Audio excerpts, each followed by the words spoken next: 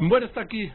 Vamos al México Real. El secretario de Economía, Ildefonso Guajardo, que acaba de llegar de Vietnam y está listo para irte a Washington. ¿Qué te dicen en tu casa, Ya llegué. Pero vieja, ya estuve en Monterrey ayer, entre un viaje y otro fui a dar una charla al IMES, un seminario internacional, y aproveché para saludar a la familia.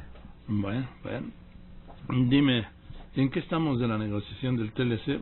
Porque hay novedades, ¿no? Sí, desde la última vez que platicamos, Joaquín, afortunadamente se dio la ratificación de Robert Lighthizer y eso permitió la notificación al Congreso del deseo de renegociar NAFTA por parte del gobierno norteamericano, lo cual ya define los tiempos hacia adelante, donde las negociaciones pudieran empezar en cualquier momento a partir del 16 de agosto. Esto me dijo el secretario Videgaray que a partir del 16 de agosto. Así es. Que yo le mencioné que va a ser complicado porque se va a empatar con el proceso electoral en México. Bueno, una complicación más. Lo que pasa es, inicia claramente el año electoral mexicano y en sin duda será parte del tema de debates.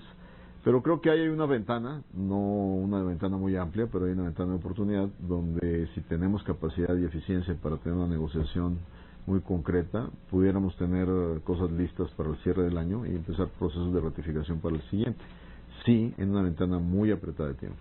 Yo lo veo complicado porque luego los negociadores no tienen prisa o el tiempo relajado es parte de la estrategia.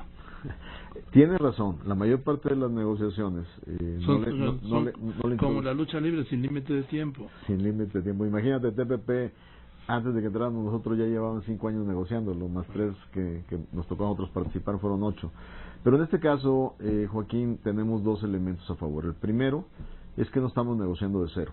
Existe un instrumento que ha sido muy fuerte a través de 20 años, que es el punto de partida. Y segundo, que los incentivos se alinean, al menos en Estados Unidos y México, para que esta negociación pueda tener conclusión antes de la transición del gobierno mexicano.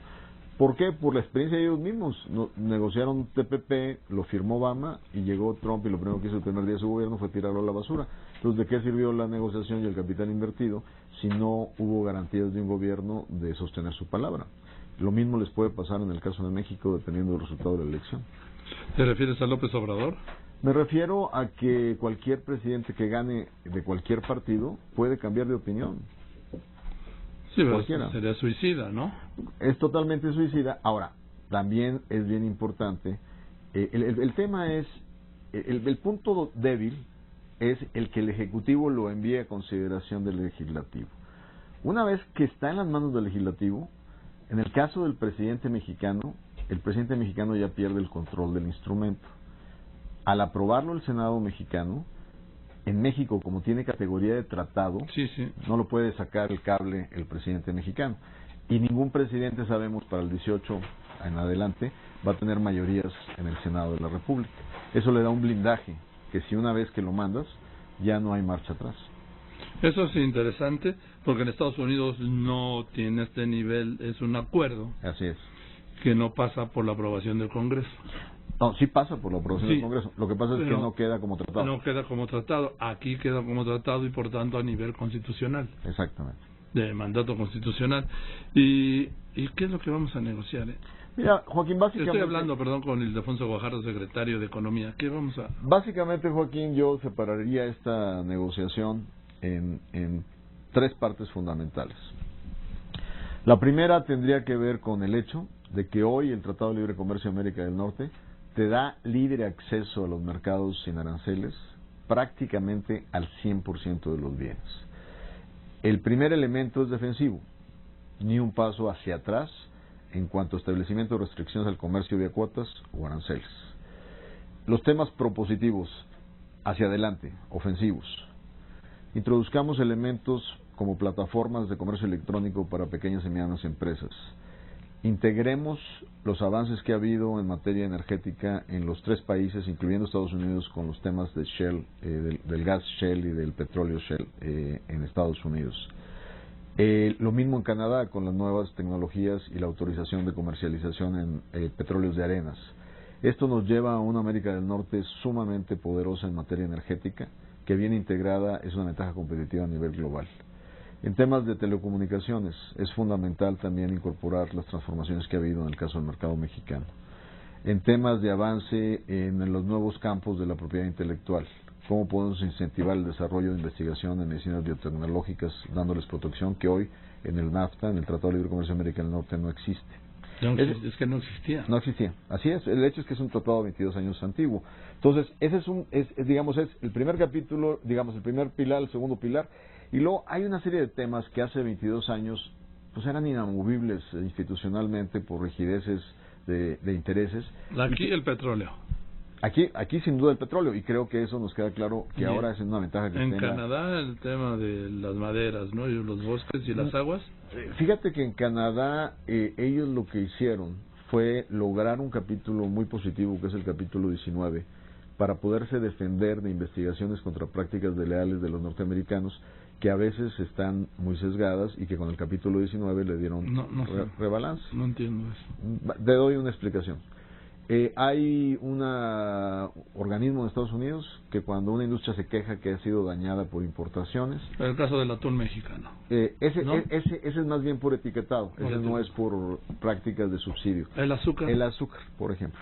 Van y dicen, el azúcar mexicano está subsidiado, porque el gobierno tiene 40% del mercado cuando lo teníamos con los paraestatales, les da financiamientos que no les cobra, o no les cobra la electricidad, etcétera. Entonces, llevan una investigación y dicen, sí, están subsidiando y están compitiendo deslealmente contra las refinadoras norteamericanas.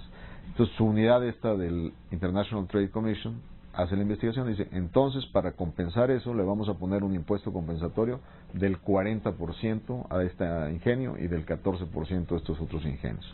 Pues eso automáticamente pues ya te pasó a perjudicar, que es lo que le pasó a los canadienses con la madera. Entonces NAFTA incorpora un capítulo que te permite tener un tribunal equilibrado para revisar la resolución que se había dado justamente en esos casos. Fue un capítulo que los canadienses lo introducen precisamente por la experiencia que tú mencionaste de la madera. Y prácticamente a cambio de ese capítulo hay una concesión de garantía energética donde un porcentaje de la energía canadiense se vende a los Estados Unidos. Fue una cláusula específica que estaba considerada. Entonces, en este caso, ese capítulo, pues obviamente va a tener una defensa muy importante por parte de Canadá. Ahora México va a ir con Canadá en esta negociación, ¿no? Sin duda, quedó clarísimo. Porque, ¿te acuerdas en un principio dijeron, no, cada quien lo suyo? No, acaba de venir la ministra Chrystia Freeland. Habló el presidente con... el primer ministro Trudeau. Con Justin Trudeau, y quedó clarísimo de que esta negociación es trilateral, el marco del acuerdo es trilateral y es en el mejor interés de todos. Sí, pero para Estados Unidos es mejor negociar con cada uno que con los dos. Pero el tema es que... ¿Por qué? Porque le da más fuerza y divídelos y vencerás. Sin duda, pero precisamente por eso un elemento fundamental va a ser la trilateralidad de la negociación. Y yo creo que para México y Canadá eso queda clarísimo. Dime, ¿dónde se van a sentar a negociar? Bueno, prácticamente como toda negociación se organiza, esto tiene un esquema de rotación. Se organizan grupos de trabajo por temas. Como tú sabes, vamos a revisar las reglas de contenido regional, la parte que se produce en la región de una cadena productiva. Habrá un grupo de reglas de origen, habrá un grupo que analizará acceso a mercado, habrá un grupo que analizará las disciplinas de NAFTA, de los temas sanitarios. O sea, cada área tendría que organizarse y cuando se hace el resumen de la posición de negociación, tenemos jefes negociadores y luego los niveles de secretarios o ministros. Y eso va rotando y se va intercalando entre los países. O sea, se mueve geográficamente la negociación. Pues A ver, ¿y qué secretarios van a participar? Bueno, cada país está obligado a que en la negociación el frente negociador es uno solo. Tú. En el caso de México, la Secretaría de Economía, que en este caso me toca encabezarla. Pero yo tengo la obligación de tener un grupo intersecretarial de consulta porque los temas tienen que ver con servicios financieros, tienen que ver con temas ecológicos por el capítulo ambiental, tienen que ver con temas laborales. Entonces prácticamente hay representación de todo el gobierno, pero la posición de negociadora se presenta consolidada en un solo frente. De parte de ellos, hubo ahí, te recordarás que el presidente Trump dijo que el estratega jefe negociador será Wilbur Ross. Sí. El responsable, de acuerdo a la ley, es el representante comercial de los Estados Unidos, desde Carla Hill. Así es, tienes toda la razón. pero parece ser que lo ha dicho públicamente, lo dijo hace 4 semanas Wilbur Ross en el Consejo de las Américas en Washington, que el presidente le ha dado la confianza y la autoridad para hacerlo, y que en este caso USTR, el Departamento Comercial de Estados Unidos, encabezado por Lighthizer, le reportará a él. Eso es lo que se dio a entender. El final de la película lo sabremos, porque de alguna manera también el Senado ve a Lighthizer como responsable frente a ellos.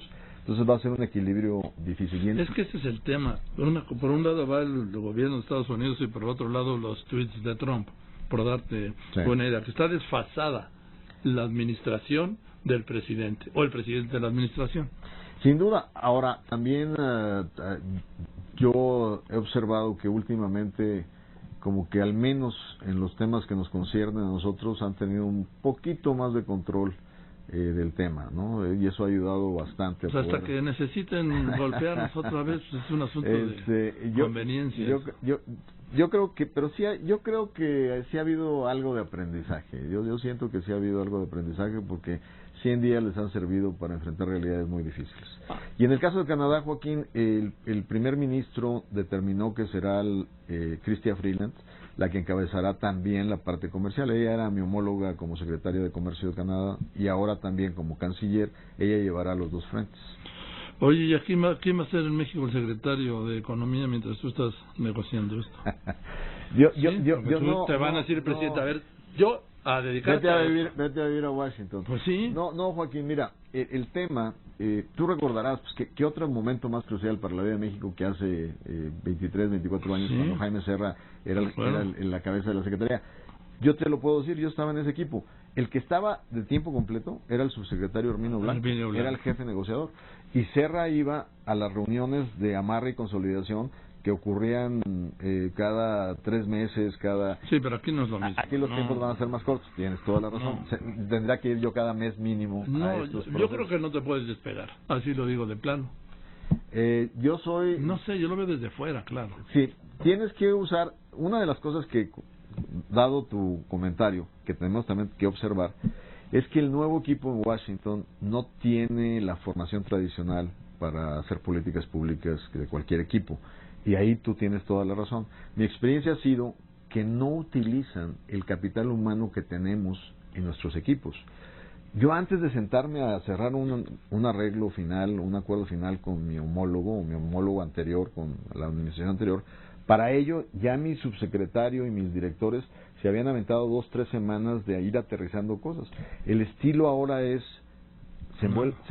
directamente se meten sin aprovechar todo el talento que tenemos abajo, y a veces eso no es en el mejor interés de la calidad de las cosas que finalmente se llaman. Ni de lo que se busca, ni de los tiempos. Así es.